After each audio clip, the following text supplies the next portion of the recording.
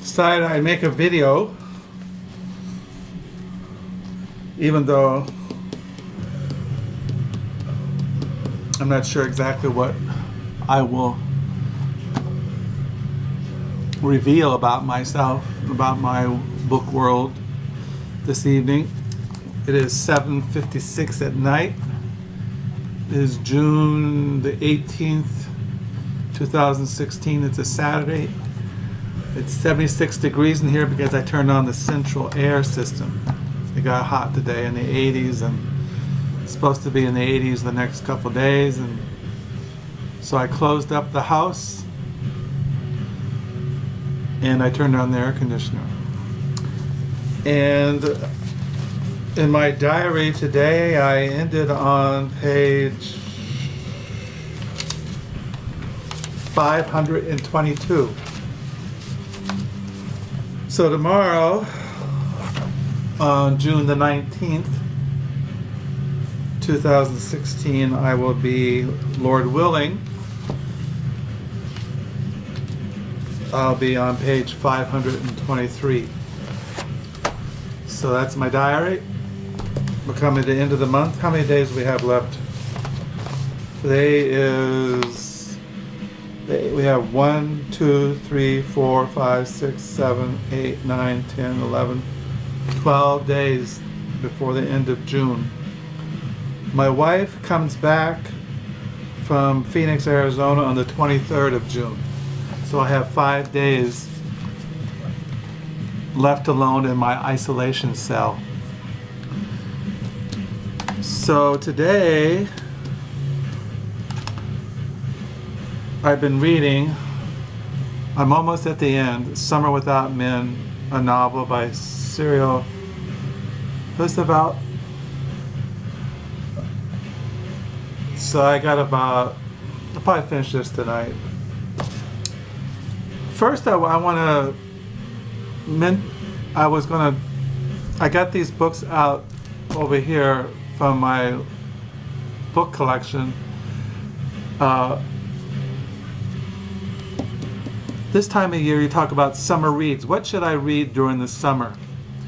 And these are my suggestions for summer reads, what you're going to read in June, July, and August.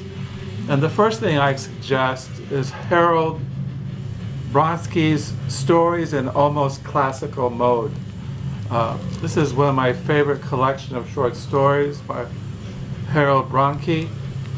Last night I was reading his short story in here, His Son in His Arms in Light Aloft.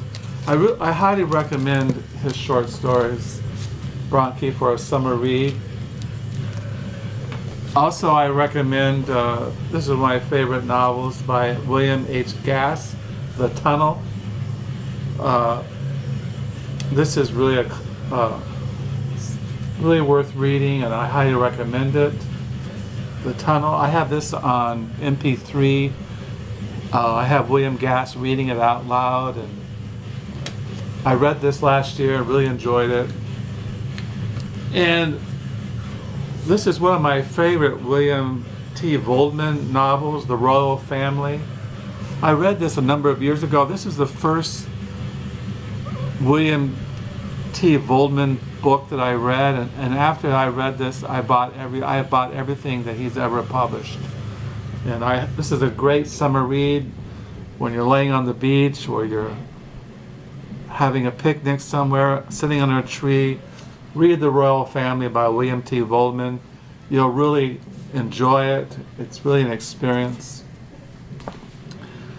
And I recommend this other short story collections, The Complete Stories of W.G. Ballard. I read this too last year. It's his short stories, and just incredible. You talk about having your mind expanded and having a really rich reading experience this summer. Pick this up, read the short stories. It'll change your life. And last of all, this is one of my all-time favorite novels. I reread this thing all the time. always get something more out of it, something that I didn't get the first time. And this is called Laurel Workaholic, or the Sexual Intellectual Novel by Alexander Thorex. I highly recommend this for a summer read.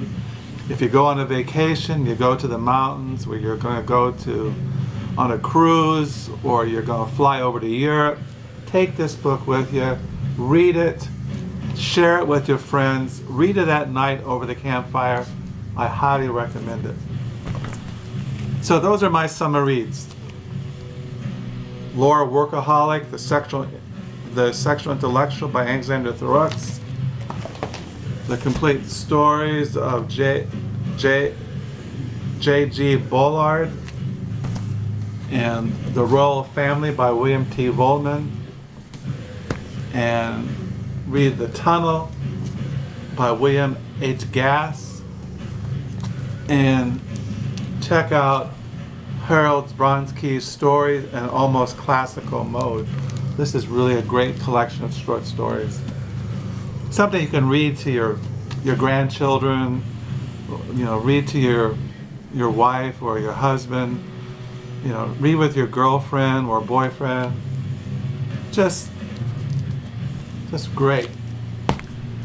So today is a Saturday, and this is when I volunteer at the Hendrick District Public Library Used Bookstore, and we're having the annual Friends of the Library Used Book Sale.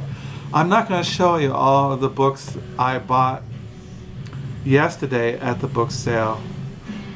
That'll be another video, because Monday is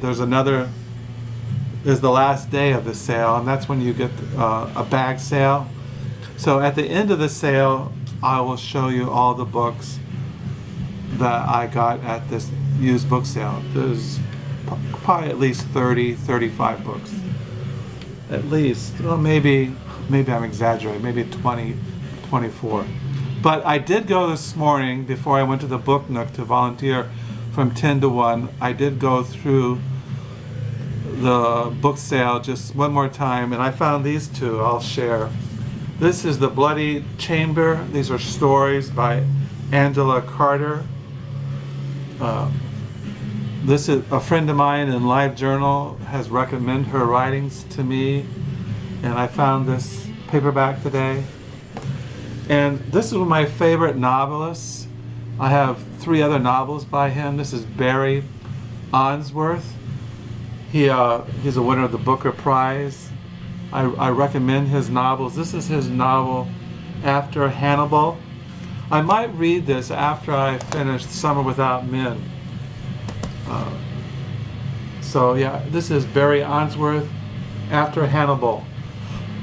It says here in the back of this, set in the beautiful landscape and rich history of Umbria, Italy, Booker Prize winning author Barry Onsworth brings forth a witty and illuminating work of contemporary manners and morals.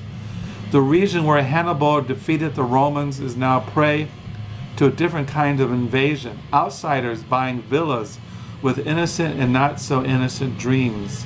Among those clustered along one hillside road are the Greens, a retired American couple seeking serenity, and the Chapmans, a British couple whose dispute over a wall escalates into a feud of operatic proportions. And add to this mix a wildly and corrupt British building expert, Blemish, and a lawyer, Mancini, who practices subterfuge and plans his clients' actions like military strategy. And you have a sharp, entertaining, and satisfying, bittersweet work. So I might read this next. And then after the Book Nook, I went down to Reader's World Bookstore in downtown Holland to pick up a book I had ordered. Oh, I forgot. When I was at the Book Nook, I got these books I bought from the Book Nook itself. Well, one was a free book. This is my free book for volunteering. The Bully Pulpit, Theodore Roosevelt, William Howard Taft, and the Golden Age of Journalism by Doris Kearns Godwin. Doris Kearns Godwin is one of my favorite historians. I have all her books. She's really worth reading. This is one of our newest ones. It won the Pulitzer, well, it says winner of the Pulitzer Prize.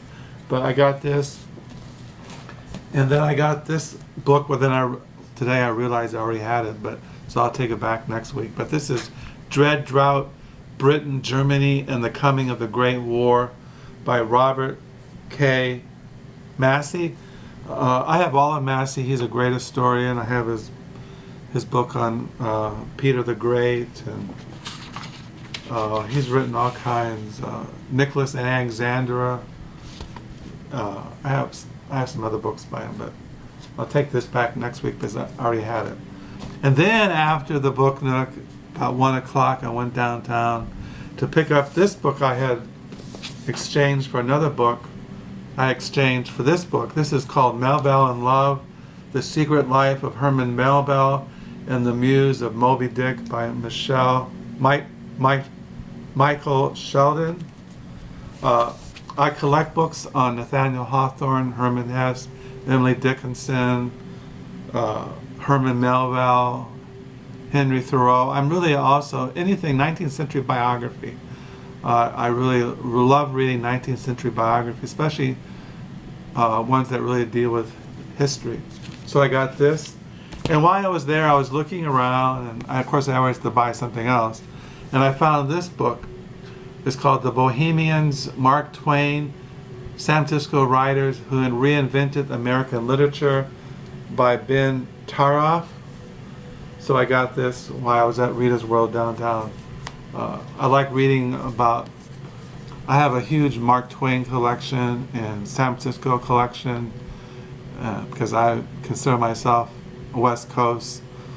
The San Francisco Bay Area is where I find my intellectual and spiritual roots.